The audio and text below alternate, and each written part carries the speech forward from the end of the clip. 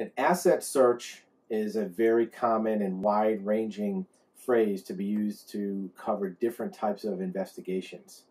One of the things that we like to do is a process called asset discovery, where first we identify assets that either existed in the past, exist presently, or in the process of being changed for a subject or a debtor.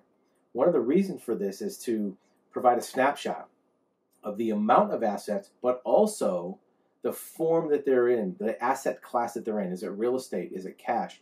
Is it intellectual property? Are there vessels or aircraft involved in that asset portfolio?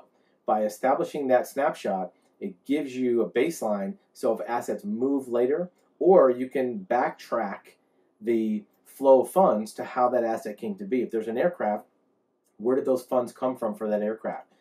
Is there another account that funded the purchase of that aircraft?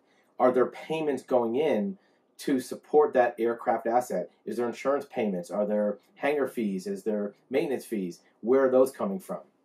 If you can show the movements of the assets through different classes and show the movement of cash to support existing assets, it can give you a bigger picture rather than just saying, this is the assets that this subject or debtor has.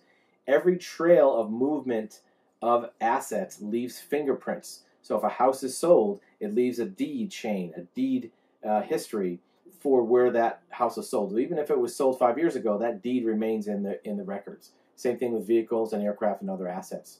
Support of the assets is normally the biggest and most valuable form to discover where assets went or how they came to be.